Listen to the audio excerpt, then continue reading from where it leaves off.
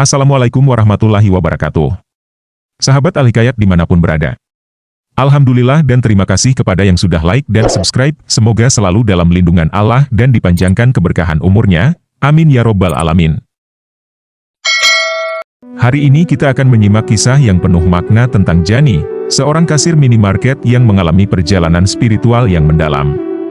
Mulai dari kesalahan kecil dalam pekerjaan sehari-hari, hingga ujian berat saat menunaikan umroh di Masjidil Haram, kisah ini akan mengungkapkan bagaimana Jani menghadapi dan mengatasi tantangan yang datang kepadanya. Saksikan bagaimana perjalanan ini mengajarkan tentang kejujuran, pertobatan, dan makna sejati dari ibadah. Sahabat Al-Hikayat, mari berkisah tentang perjalanan emosional dan spiritual Jani dalam mencari penebusan dan makna hidup. Sebelum menyimak kisahnya, sempatkanlah menulis sholawat kepada Nabi kita di kolom komentar, sebagai tanda penghormatan kita kepada beliau. Allah berfirman dalam surat Al-Ahzab ayat 56, sesungguhnya Allah dan para malaikatnya bersholawat untuk Nabi. Wahai orang-orang yang beriman, bersholawatlah kamu untuk Nabi, dan ucapkanlah salam dengan penuh penghormatan kepadanya. Jani adalah seorang kasir di sebuah minimarket ternama yang terletak di pusat kota di Jawa Barat. Setiap hari, ia menjalani rutinitas yang sama, melayani pelanggan, menghitung uang kembalian, dan memastikan setiap transaksi berjalan dengan lancar. Meskipun Jani dikenal sebagai kasir yang teliti dan ramah, pekerjaan ini jauh dari apa yang ia impikan setelah lulus dari jurusan marketing di universitasnya. Ia selalu merasa bahwa potensi dan pendidikannya tidak sepenuhnya dimanfaatkan dalam pekerjaannya saat ini. Sebagai seorang wanita muda yang masih lajang, Jani menghadapi tantangan tambahan dalam mencari pekerjaan yang sesuai dengan bidang studinya. Banyak teman-teman sebayanya yang telah mendapatkan pekerjaan di perusahaan-perusahaan besar, atau memulai karir yang sesuai dengan minat mereka. Sementara itu, Jani harus puas dengan pekerjaan sebagai kasir di minimarket, yang meskipun cukup untuk memenuhi kebutuhan sehari-hari, tidak memberikan kepuasan yang ia cari. Aku butuh sesuatu yang lebih dari sekadar rutinitas harian ini, pikir Jani saat ia mengatur barang-barang di rak minimarket. Di tengah kegalauan dan tantangan tersebut, Jani memiliki sebuah impian besar yang selalu menghiasi pikirannya, pergi umroh ke Tanah Suci. Keinginan ini muncul bukan hanya karena ingin menjalankan ibadah, tetapi juga karena ia merasa butuh pencerahan dan kedamaian dalam hidupnya. Setiap kali melihat foto-foto Masjidil Haram di televisi, atau membaca artikel tentang pengalaman umroh di internet, hatinya bergetar dan ia merasakan panggilan untuk berada di sana. Betapa indahnya jika aku bisa berdiri di depan Ka'bah dan berdoa di tempat suci itu, pikirnya sambil menatap foto Masjidil Haram di sebuah majalah. Selama waktu luangnya, Jani seringkali mengunjungi masjid lokal dan berdoa agar diberikan kesempatan untuk menunaikan umroh. Ia tidak hanya ingin beribadah di sana, tetapi juga merasa bahwa pengalaman tersebut akan memberikan makna dan tujuan baru dalam hidupnya. Di setiap doanya, ia selalu memohon kepada Allah untuk membimbingnya dan memberikan jalan menuju Tanah Suci. Ya Allah, berikanlah aku kesempatan untuk beribadah di Tanah Suci, ucap Jani dengan penuh harapan saat berdoa di masjid. Meskipun pendapatannya sebagai kasir tidak memungkinkan untuk menabung dengan cepat, Jani tidak menyerah. Ia mulai mengatur anggaran dengan ketat, mengurangi pengeluaran yang tidak perlu, dan menyisihkan sebagian kecil dari gajinya untuk tabungan umroh. Jani juga berusaha untuk mencari informasi tentang paket umroh yang terjangkau dan berbicara dengan teman-teman yang pernah berangkat umroh untuk mendapatkan tips dan saran. Aku akan berusaha sebaik mungkin untuk mewujudkan impian ini.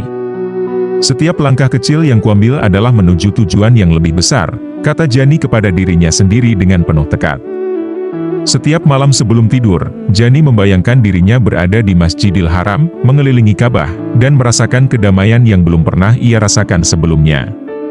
Ia percaya bahwa umroh bukan hanya tentang perjalanan fisik, tetapi juga tentang perjalanan spiritual yang akan membawanya lebih dekat kepada Allah. Suatu hari nanti, aku akan berada di sana dan merasakan semua keajaiban itu, doanya dengan penuh keyakinan. Impian ini menjadi sumber motivasi dan harapan yang terus menyemangatinya dalam menjalani hari-harinya yang penuh tantangan. Hari-hari Jani di minimarket berjalan seperti biasa. Setiap pagi, ia berangkat dengan semangat dan senyum di wajahnya. Namun, suatu hari, sebuah insiden kecil terjadi yang tanpa ia sadari akan membawa dampak besar dalam hidupnya.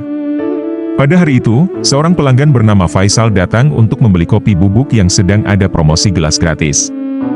Jani, yang hari itu merasa sangat lelah karena beban kerja yang berat, tidak memberikan gelas gratis tersebut kepada Faisal. "Terima kasih Mbak," kata Faisal setelah menerima struk pembelian, tanpa menyadari bahwa ada barang promosi yang seharusnya ia dapatkan. Setelah beberapa detik, Faisal menyadari bahwa ia tidak menerima gelas gratis yang dijanjikan dalam promosi. Ia kembali ke meja kasir dan bertanya, "Mbak, untuk gelas gratisnya, konsumen harus minta dulu ya, gak langsung dikasih gitu." Jani yang merasa terkejut dengan pertanyaan tersebut, segera mencari gelas di bawah meja kasir dan menyerahkannya sambil tersenyum. "Silakan Kak, maaf ya, tadi saya lupa," katanya dengan ramah. Namun, di dalam hatinya, Jani merasa sedikit cemas, karena tahu bahwa kelalaian seperti ini tidak boleh sering terjadi. Hari itu tidak berhenti dengan insiden gelas gratis. Pada transaksi berikutnya, Faisal kembali dengan keluhan tentang uang kembalian yang kurang Rp100. Faisal membeli barang dengan total Rp79.400 dan membayar dengan uang Rp100.000. Seharusnya ia menerima kembalian sebesar Rp20.600, namun Jani hanya memberikan Rp20.500. Faisal yang teliti dalam setiap transaksi, langsung memeriksa struknya dan menyadari kekurangan tersebut. "Mbak, ini bukan Rp20.600 ya? Ini yang saya terima hanya Rp20.500, kata Faisal dengan nada yang sedikit tegas.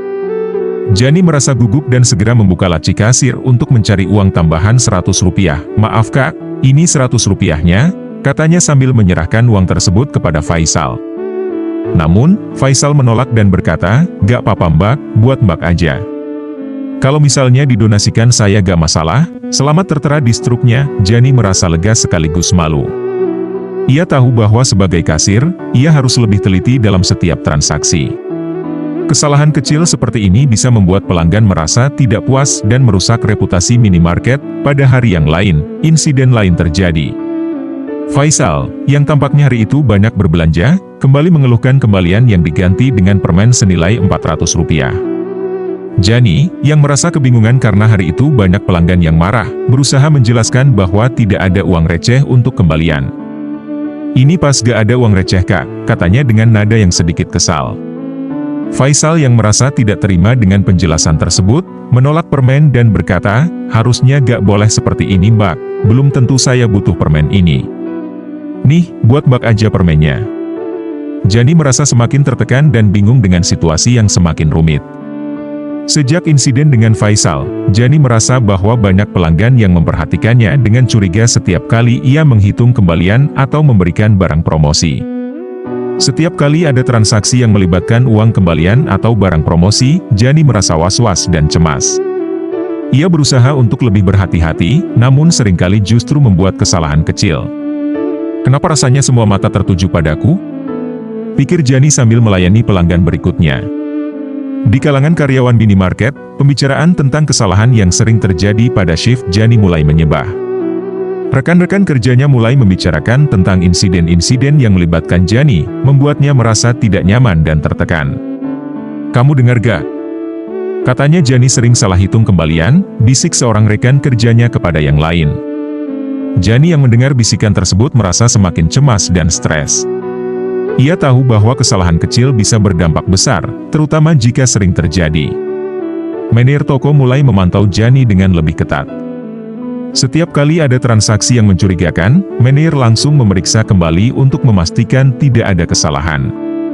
"Jani, tolong lebih teliti lagi ya, kita gak boleh membuat pelanggan merasa dirugikan," kata manajer dengan tegas. Jani hanya bisa mengangguk dan berjanji untuk lebih berhati-hati. Namun, tekanan ini justru membuatnya semakin gugup dan sering membuat kesalahan kecil. Meskipun begitu, Jani tetap berusaha untuk menjalankan tugasnya dengan baik. Ia tahu bahwa sebagai kasir, tanggung jawabnya adalah memastikan setiap pelanggan puas dengan layanan yang diberikan. Keberuntungan akhirnya menghampiri Jani, ketika ada pelanggannya yang memenangkan undian dari minimarket tempatnya bekerja untuk menunaikan ibadah umroh. Namun, pelanggan yang tidak religius itu memberikan kesempatan umrohnya kepada Jani. "Hadiah ini tidak tepat untukku, mana gak bisa diambil mentahannya saja." Buat mak aja kalau mau, kata pelanggan tersebut. Berita ini datang sebagai kejutan besar bagi Jani, yang selalu bermimpi untuk bisa pergi ke Tanah Suci. Alhamdulillah, ini adalah kesempatan yang sangat berharga, kata Jani dengan mata berbinar saat menerima pengumuman tersebut. Persiapan Jani untuk perjalanan ke Tanah Suci dimulai dengan sangat antusias. Ia mempersiapkan segala sesuatu dengan seksama, mulai dari dokumen perjalanan hingga pakaian. Teman-teman dan keluarga Jani juga memberikan dukungan penuh, memberikan saran, dan membagikan pengalaman mereka yang sudah pernah menunaikan umroh. Jangan lupa bawa obat-obatan yang diperlukan, dan selalu jaga kesehatan di sana, kata tetangganya yang sudah pernah pergi haji. Jani menyimak dengan seksama setiap nasihat yang diberikan kepadanya. Sesampainya di Masjidil Haram, Jani merasa haru melihat Ka'bah untuk pertama kalinya. Air mata mengalir deras di pipinya saat ia berdiri di depan rumah Allah, berdoa dengan khusyuk. Namun, perasaan aneh mulai muncul di perutnya, yang perlahan-lahan membesar seperti orang hamil. Apa yang terjadi dengan perutku? Pikir Jani mencoba untuk tidak panik. Ia berusaha menjalani ibadahnya dengan tenang, namun rasa khawatir terus menghantui pikirannya. Perut yang membesar membuatnya merasa tidak nyaman dan sedikit bingung. Jani mulai berpikir bahwa mungkin ia sedang mengalami keajaiban seperti Maryam, ibu Nabi Isa, yang hamil tanpa suami. Mungkinkah ini tanda dari Allah? Pikir Jani dengan hati yang penuh harapan, namun, perasaan itu tidak mengurangi semangatnya untuk terus beribadah. Setiap malam, Jani berdoa dengan tulus, memohon petunjuk dari Allah tentang apa yang sebenarnya terjadi pada dirinya. Ya Allah, jika ini adalah ujian atau berkah darimu, berikanlah aku kekuatan untuk menjalaninya, doanya setiap malam sebelum tidur. Perut Jani semakin membesar dan keras, membuatnya kesulitan bergerak dan menjalani ibadah dengan nyaman. Rasa nyeri yang luar biasa mulai muncul setiap kali ia mencoba berdiri atau berjalan. Perutku semakin membesar. Ini bukan keajaiban yang aku harapkan, pikir Jani dengan cemas. Teman-teman satu rombongannya mulai khawatir dan menyarankan Jani untuk segera memeriksakan diri ke dokter. Jani, kamu harus ke dokter sekarang juga. Kita tidak bisa membiarkan ini terus berlanjut, kata salah satu temannya dengan tegas. Dengan bantuan temannya, Jani dibawa ke dokter di Mekah. Setelah melakukan pemeriksaan, dokter menyatakan bahwa Jani tidak hamil, melainkan mengalami mak atau kembung yang parah. Ini bukan kehamilan, tapi perut Anda sangat kembung. Kami perlu melakukan pemeriksaan lebih lanjut untuk mengetahui penyebabnya, kata dokter dengan nada serius. Jani merasa lega sekaligus bingung mendengar penjelasan tersebut.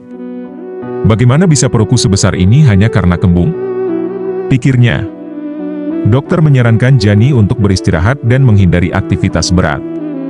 Anda perlu banyak beristirahat, hindari makanan yang bisa membuat perut Anda semakin kembung, dan minum obat yang kami berikan, kata dokter sambil memberikan resep obat. Namun, Jani yang sudah berada di Tanah Suci merasa sayang untuk tidak melanjutkan ibadahnya. Dok, saya sudah jauh-jauh datang ke sini untuk beribadah. Apakah tidak ada cara lain agar saya bisa tetap melaksanakan ibadah? Tanyanya dengan penuh harap. Keputusan Jani untuk tetap melanjutkan ibadahnya meskipun dengan kondisi perut yang semakin membesar dan rasa nyeri yang tidak tertahankan adalah keputusan yang nekat. Aku sudah di sini, tidak mungkin aku melewatkan kesempatan ini, pikirnya dengan tekad bulat. Ia berusaha menjalani setiap rangkaian ibadah dengan sebaik mungkin, meskipun seringkali harus berhenti sejenak untuk menahan nyeri yang semakin hebat. Ya Allah, berikanlah aku kekuatan untuk menyelesaikan ibadah ini. Doanya setiap kali rasa nyeri menyerang. Saat melaksanakan tawaf, rasa nyeri di perut Jani semakin hebat. Ia hampir pingsan beberapa kali namun tetap bersikeras melanjutkan ibadahnya. Aku harus kuat, ini adalah kesempatan yang sangat berharga, pikirnya sambil menahan rasa sakit. Jamaah lain yang melihat kondisi Jani mulai khawatir dan mencoba membantunya. Apakah Anda baik-baik saja? Mari kami bantu, kata seorang jamaah dengan nada prihatin. Jani hanya bisa mengangguk dan berterima kasih, meskipun rasa nyeri di perutnya semakin tak tertahankan. Beberapa jamaah yang berusaha membantu Jani merasa bingung dengan kondisinya. Mereka membawa Jani ke area yang lebih tenang dan memberikan air zam-zam untuk diminum. Minumlah air ini, semoga bisa membantu, kata salah satu jamaah sambil memberikan segelas air zam-zam. Namun, rasa nyeri Jani tidak kunjung reda, bahkan semakin menjadi-jadi. Apa yang sebenarnya terjadi padaku, pikir Jani dengan rasa takut yang semakin besar. Ia mulai merasa bahwa ada sesuatu yang salah dengan dirinya. Perasaan bersalah mulai muncul di hati Jani. Ia teringat pada semua kesalahan kecil yang ia lakukan di minimarket, mulai dari kembalian yang kurang hingga promosi yang tidak diberikan. Apakah ini balasan atas semua kesalahanku, pikirnya dengan cemas. Jani merasa bahwa mungkin semua insiden yang terjadi di minimarket adalah penyebab dari penderitaan yang ia alami sekarang. Aku tidak pernah berniat untuk menipu atau merugikan orang lain, katanya kepada dirinya sendiri sambil menahan tangis. Setiap kali Jani berdoa dan memohon ampun, perutnya semakin membesar dan rasa nyerinya semakin menjadi-jadi, seolah-olah ini adalah hukuman atas sesuatu yang telah ia perbuat. Ya Allah, ampuni semua kesalahanku, aku tidak pernah berniat buruk. Doanya dengan penuh penyesalan. Jani merasa semakin tertekan dan bingung dengan situasi yang semakin rumit. Apa yang harus aku lakukan untuk mengakhiri penderitaan ini? Tanyanya dalam hati sambil terus memohon ampun dan petunjuk dari Allah. Kesadaran akan dosa akhirnya menghampiri Jani. Ia teringat kembali pada saat di minimarket, ketika ia secara sengaja mengambil uang kembalian pelanggan dan menggantinya dengan permen, tanpa meminta maaf atau memberikan penjelasan. Apakah ini semua karena kesalahanku di minimarket? Pikirnya dengan rasa bersalah yang mendalam. Jani menyadari bahwa meskipun kesalahan itu terlihat kecil, dampaknya bisa sangat besar bagi orang lain. Aku harus mengakui semua kesalahanku dan memohon ampun, tekadnya dengan penuh kesadaran. Di tengah rasa sakit yang luar biasa, Jani memutuskan untuk mengakui semua kesalahannya dalam doa. Ia berdoa dengan penuh ketulusan, mengakui setiap kesalahan yang pernah ia lakukan. Ya Allah, aku mengakui semua kesalahanku, aku tidak pernah berniat untuk merugikan orang lain. Ampunilah aku dan berikanlah aku kesempatan untuk memperbaiki diri. Doanya dengan air mata yang mengalir deras. Jani merasa bahwa ini adalah satu-satunya cara untuk mengakhiri penderitaannya. Keajaiban mulai terjadi setelah Jani mengakui dosanya dan memohon ampun dengan tulus. Perutnya perlahan-lahan mulai mengecil dan rasa nyeri yang sebelumnya tak tertahankan mulai mereda. Apakah ini tanda bahwa Allah telah menerima tobatku? Pikirnya dengan penuh harap. Jani merasa bahwa beban yang selama ini ia rasakan perlahan-lahan menghilang.